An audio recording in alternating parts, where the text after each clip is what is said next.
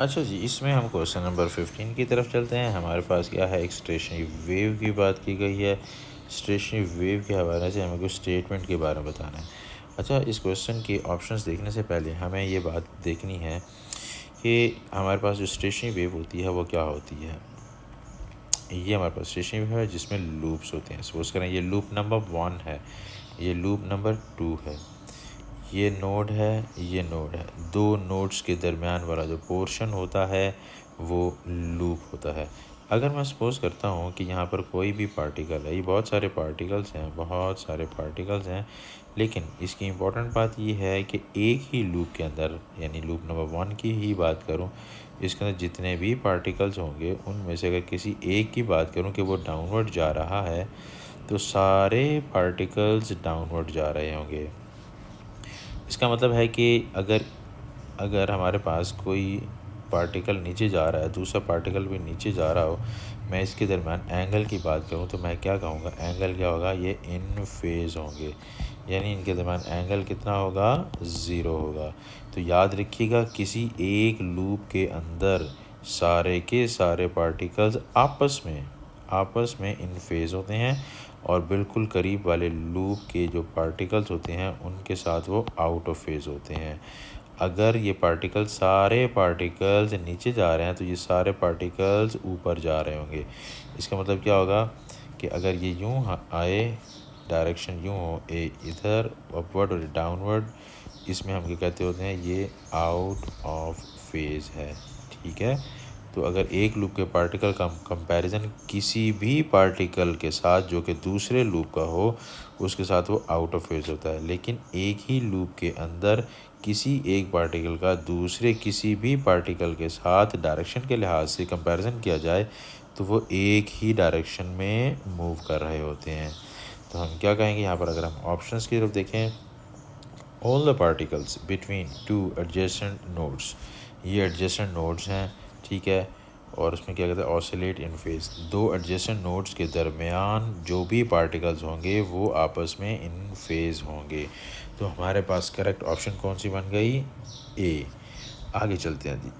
हमारे पास question number 16 में दोबारा स्टेशनरी वेव के हवाले से बात की गई है। अच्छा, हमने कुछ ना चीज़ें की हुई हैं पाइप के हवाले से। अगर आप गौर करें तो यहाँ पर हमारे पास जो एक पाइप है, दोनों एंड्स ओपन हैं, एक एंड ओपन एक एंड क्लोज, दोनों एंड्स ओपन, एक एंड ओपन एक एंड क्लोज। तो हमें कुछ रिजल्ट्स याद होने चाहिए फंडामेंटल फ्रीक्वेंसी के हवाले से। फंडामेंटल फ्रीक्वेंसी क्या होती है, V/2L। एक ये हमने फार्मूला पढ़ा हुआ है, एक फंडामेंटल फ्रीक्वेंसी का ये फार्मूला पढ़ा हुआ है, F0 is equals to V/4L। ये दो फार्मूले हमने पढ़े हुए हैं।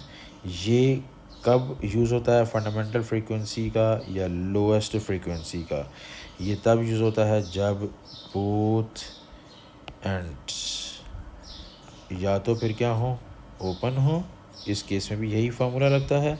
और दूसरा देखें, जब हमारे पास दो एंड टू फिक्स्ड एंड्स हों, यानी दो एंड्स जो हैं वो क्लोज हों, उन दोनों के लिए फंडामेंटल फ्रीक्वेंसी का फार्मूला ये वाला होता है। और हमारे पास जब भी एक एंड ओपन हो और एक एंड क्लोज हो, उसके लिए फंडामेंटल फ्रीक्वेंसी का फार्मूला ये होता है। फ़र्क क्या है, यहाँ डिनोमिनेटर में 2L है, यहाँ पर क्या आ जाएगा, 4L आ जाएगा। अच्छा, अब देखें, जैसे यहाँ पर देखें ए ऑप्शन की बात कर लेते हैं। इस ए ऑप्शन के अंदर अगर हम देखें, हमारे पास जो फार्मूला है, ज़ाहिर है दोनों एंड्स ओपन है, तो F0 is equals to V/2L की बात करेंगे। और यहाँ पर L जो लेंथ है वो हमारे पास किसके इक्वल है, 2L के इक्वल उसकी लेंथ है।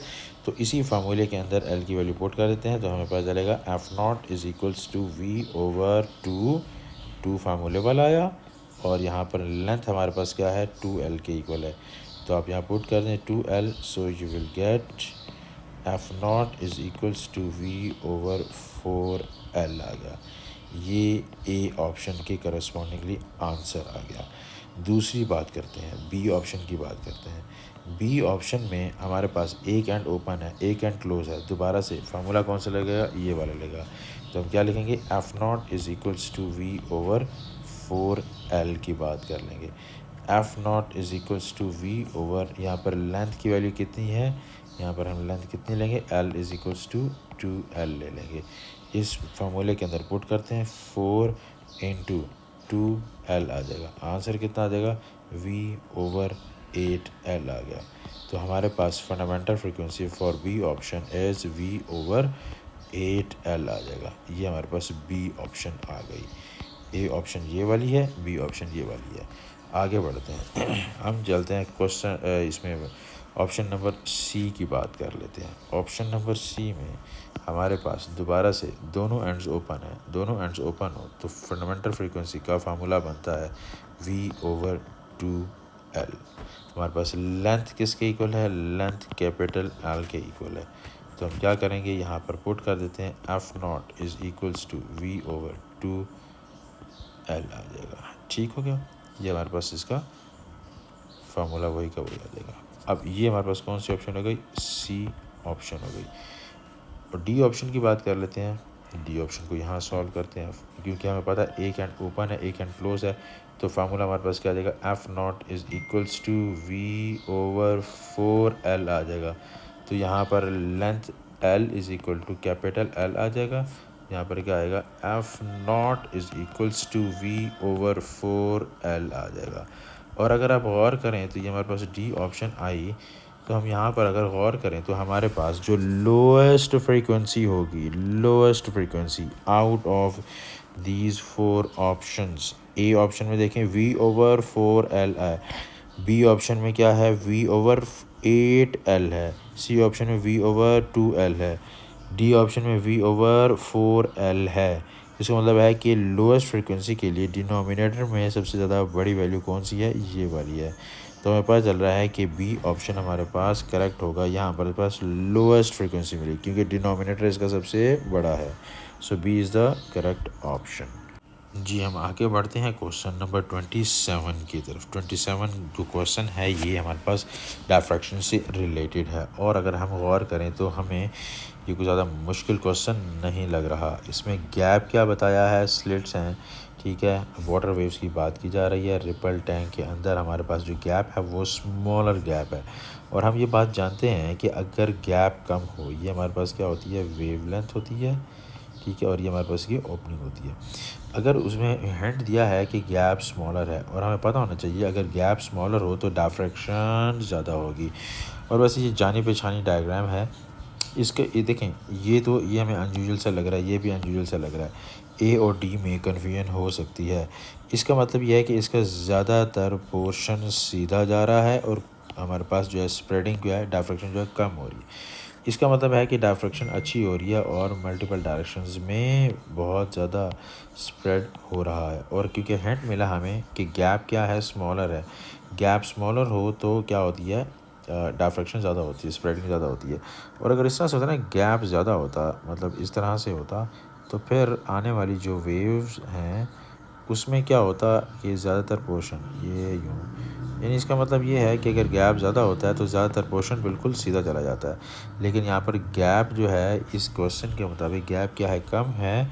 तो इसका मतलब क्या होगा कि हमारे पास डायफ्रैक्शन अच्छी होगी, स्प्रेडिंग अच्छी होगी। तो हमारे पास करेक्ट ऑप्शन कौन सा बन रहा है, A is the correct option. अच्छा जी यहाँ पर हम देखें कि हमारे पास जो क्वेश्चन है ये वेव का ही आया हुआ है, और यहाँ पर डबल स्लिट की बात की हुई है। जब भी डबल स्लिट की हम बात करते होते हैं, मैंने आपको ये बात सिखाई हुई है कि जब भी डबल स्लिट का ज़िक्र आए, डिस्कशन हो, तो हमारे माइंड में ये फार्मूला होना चाहिए, X is equals to lambda D over ए।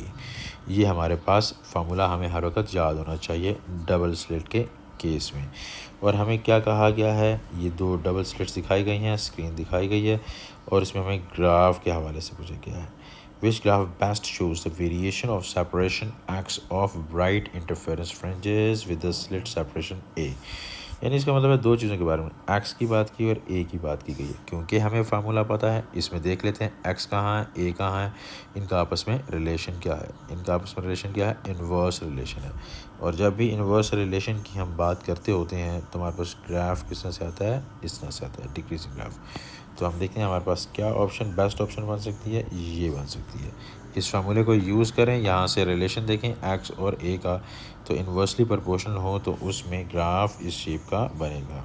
चलिए जी आगे बढ़ते हैं जी। डायफ्रैक्शन ग्रेटिंग से रिलेटेड क्वेश्चन आ गया। जब भी डायफ्रैक्शन ग्रेटिंग की हम बात करते हैं तो हमें उस वक़्त एक फार्मूला लाजमी याद आना चाहिए कि d sine theta is equals to n lambda. अच्छा जी, तो ये डायफ्रैक्शन ग्रेटिंग है और मैंने आपको ये बात भी सिखाई हुई है कि हमारे पास जो एंगल थीटा होगा वो कौन सा होगा, बिल्कुल मिड के साथ बनाना होता है। तो वो कितना ओवरऑल 60 है, तो ये कितना बन जाएगा 30 डिग्री बन जाएगा, नंबर 1। तो उसने दूसरी बात क्या की है, हमें diffraction grating is used to measure the wavelength of light, ठीक है ना। स्पेसिंग की बात की है, स्पेसिंग ऑफ द स्लिट्स की बात की है। स्पेसिंग ऑफ द स्लिट्स का मतलब क्या है, यानी इसकी बात की है। यानी डायफ्रैक्शन ग्रेटिंग में हम ये बात जानते हैं कि ये बहुत सारी उसमें स्लिट्स होती हैं, लेकिन कंसेक्टिव दो ओपनिंग्स के दरमियान जो डिस्टेंस होता है इसको हम डी का नाम देते हैं। और ये ऑलरेडी हमें जो है वो उसने दे दिया है और उसकी वैल्यू कितनी है 1.15 मल्टीप्लाई बाई 10⁻⁻⁻⁶। और साइन की बात कर लें तो एंगल हमारे पास क्या आ जाएगा, थीटा आ जाएगा। और उसने बात यहाँ पर की है फर्स्ट ऑर्डर की बात की है। फर्स्ट ऑर्डर का मतलब क्या है, n इज़ इक्वल्स टू 1 आ जाएगा। तो यहाँ पर हम क्या करेंगे 1 पुट कर देंगे। वेवलेंथ हमें फाइंड आउट करनी है, तो यहाँ से हम वेवलेंथ निकाल लेंगे, सिंपली इसको सॉल्व करेंगे, आपके पास इसका आंसर आ जाएगा। अगर मैं लिखना चाहूँ यहाँ पर 0.575 मल्टीप्लाई बाई 10⁻⁻⁶ आ जाएगा। तो हमें ऑप्शंस में जो है वो नैनो की बात की गई है। नैनो की, नैनो का मतलब कितना होता है 10⁻⁻⁹। तो हमें आंसर इसकी शक्ल में लिखना है 10⁻⁹ की शक्ल में लिखना है। तो इसको अगर हम देखें इसमें क्या होगा 575 मल्टीप्लाई बाई 10⁻³ मल्टीप्लाई 10⁻⁶। यानी मैंने क्या किया है, इसको इसमें पॉइंट को शिफ्ट कर दिया है। पॉइंट अगर लेफ़्ट से स्टार्ट करते हैं, लेफ़्ट टू राइट जाते हैं तो पावर 10⁻³ आती है। अगर ये पॉइंट राइट से लेफ़्ट लेके जाते तो पावर 10⁻+ में आती है। यानी लेफ़्ट से चले हैं, लेफ़्ट लफ्ज़ याद रखें, लेफ़्ट से चलें तो नेगेटिव, राइट से चलें तो पॉजिटिव।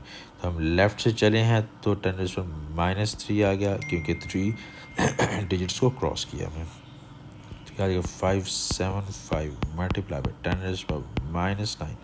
तो हमारे पास क्या 575 और ये क्या आ जाएगा नैनो, और क्योंकि ये डिस्कशन चल रही है मीटर्स में तो नैनो मीटर्स आ जाएंगे। तो कौन सी ऑप्शन हमें सही लग रही है जी, सी ऑप्शन ठीक लग रही है। चलें जी आगे बढ़ते हैं जी। इसमें देखें कि which could not be use to create an electric current. भाई इलेक्ट्रिक करंट का फार्मूला था I is equals to Q/T। What is Q, total charge. I is equals to Q/T और इसमें Q क्या है, टोटल चार्ज। इसका ताल्लुक किससे हुआ, चार्ज से हुआ। करंट के लिए क्या चाहिए, चार्ज चाहिए। अल्फ़ा पार्टिकल के ऊपर चार्ज होता है, कितना चार्ज होता है +2e होता है। बीटा पार्टिकल्स क्या होता है -1e होता है। न्यूट्रॉन के ऊपर कोई चार्ज नहीं होता। प्रोटॉन के ऊपर क्या होता है +1e। इसके ऊपर भी चार्ज है, इसके ऊपर भी चार्ज है, इसके ऊपर चार्ज नहीं है। तो हम क्या कहेंगे, ये हमारी जो ऑप्शन होगी इसको हम सेलेक्ट करेंगे, ये करेक्ट ऑप्शन होगी जो ये बताती है कि ये इलेक्ट्रिक करंट क्रिएट नहीं कर सकती, क्योंकि ये है क्या है, न्यूट्रल है। ठीक है। What is the definition of potential difference across a component. जी पोटेंशियल डिफरेंस का फार्मूला हम जानते हैं, potential difference is equal to work over charge. यानी potential difference is equals to energy over charge. जी देखें जी, अब यहाँ पर कौन सी ऑप्शन हमें ठीक लग रही है, the energy transferred per unit charge. जी तो energy transferred per unit current, power per unit charge, power per unit current. तो ज़ाहिर है हमें पता चल रहा है कि हमारे पास energy transferred per unit charge is the correct option. So 431 A option is the correct option. जी अगला पार्ट देखें, हमारे पास अगला क्वेश्चन देखें 32 का। The resistance of the filament lamp increases as the current increases. जी हमें ये बात पता है, फिलामेंट लैम्प की जब हम बात करते हैं हमें ये बात पता है, जब करंट इंक्रीज़ होता है तो हीटिंग इफ़ेक्ट जो होगा हीटिंग इफ़ेक्ट इंक्रीज़ हो जाएगा, मतलब टेम्परेचर इंक्रीज़ हो जाएगा। और इसका मतलब क्या होगा, रेजिस्टेंस भी इंक्रीज़ होगी, क्योंकि हम ये बात जानते हैं मेटल्स हों या फिलामेंट लैम्प हो, उसमें रेजिस्टेंस में और टेम्परेचर में डायरेक्ट रिलेशन होता है।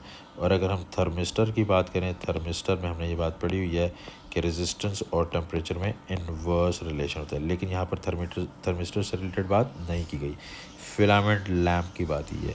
तो हम क्या कहेंगे, जब भी करंट बढ़ाते हैं तो हीटिंग इफेक्ट बढ़ जाता है। हीटिंग इफेक्ट बढ़ने से क्या होता है, ज़ाहिर टेम्परेचर बढ़ा तो रेजिस्टेंस इंक्रीज़ हो गई। इसका मतलब है टेम्परेचर बढ़ता है तो रेजिस्टेंस इंक्रीज़ होती है। तो रीज़न कौन सी होनी चाहिए इसके लिए कि रेजिस्टेंस इंक्रीज़ होती है जब भी करंट इंक्रीज़ होता है। तो यहाँ पर हमें जो करेक्ट ऑप्शन लग रही है, इसी कॉन्सेप्ट को माइंड में रखें तो temperature of the filament increases. तो हमारे पास क्या हुआ, D option is the correct option.